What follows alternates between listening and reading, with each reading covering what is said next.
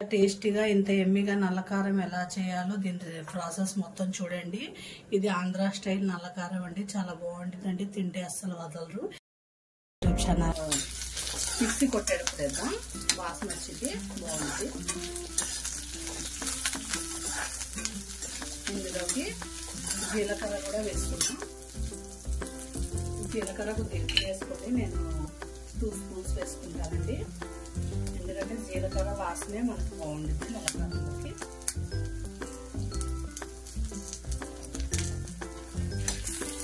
ఇప్పుడు వంటలు మీరు చేసుకునే వాళ్ళు కూడా చేసేయచ్చండి. అంత ఈజీగా చూపిస్తున్నాను నేను మీకు.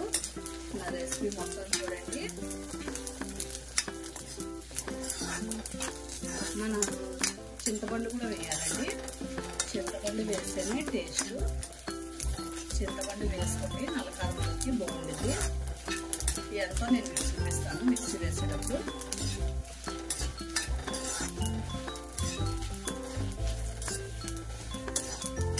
ఇప్పుడు స్టవ్ ఆపేద్దాం, ఎందుకంటే అది కడాయి వేడిగా ఉంది కదా, దాంతోనే ఇంకా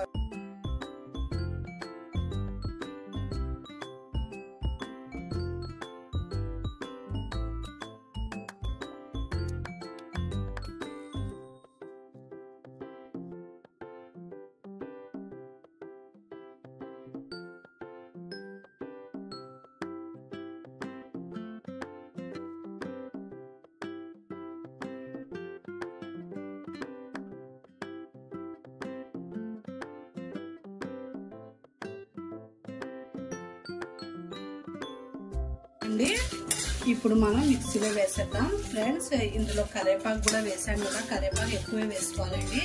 ఎందుకంటే కరివేపాకు కంటికి మంచిదండి, జుట్టుకు కూడా, హెయిర్ కూడా మంచిదండి కరివేపాకు వాడడం వల్ల. నేనైతే కరివేపాకు చాలా ఎక్కువ యూజ్ చేస్తానండి. ఎందులోకైనా సరే కరివేపాకు అనేది నేను ఎక్కువ యూజ్ చేస్తాను. ఎందుకంటే మామూలుగా పెడితే పిల్లలు అస్సలు తినరండి. నేను అందుకే కర్రీస్లోకి అలా కలిపేసి పెట్టేస్తాను పిల్లలకి. కరివేపాకు తింటే మాత్రం హెయిర్ అనేది బ్లాక్గా ఉండేదండి.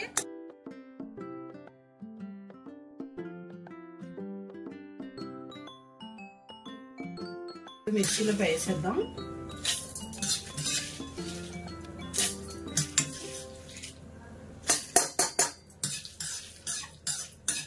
చూడండి ఫ్రెండ్స్, ఎంత తొందరగా నల్లకారం అయిపోయిద్ది. అసలు చాలా తొందరగా, అసలు మనం ఫ్రై చేసుకున్నట్టే లేదు కదా, సింపుల్ గా తొందరగా అయిపోయిద్దండి నల్లకారం.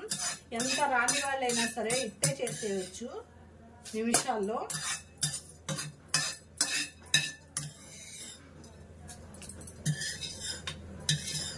కరివేపాకు ఎక్కువ వేసుకోండి ఫ్రెండ్స్, బాగుండిద్ది. కరివేపాకు ఎక్కువ వేస్తే నల్లకారంలోకి చాలా బాగుండిద్ది. ఇందులో సరిపడా సాల్ట్ వేసుకోండి. నేను పింక్ సాల్టే వాడతానండి. నేను బీపీ షుగర్ వాళ్ళకి మంచిదండి పింక్ సాల్ట్.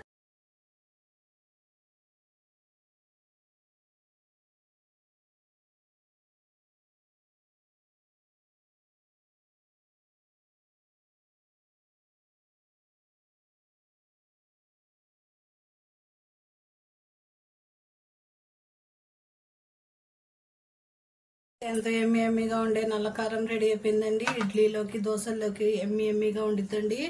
మన ఆంధ్ర స్టైల్ నల్లకారం రెడీ అయిపోయిందండి.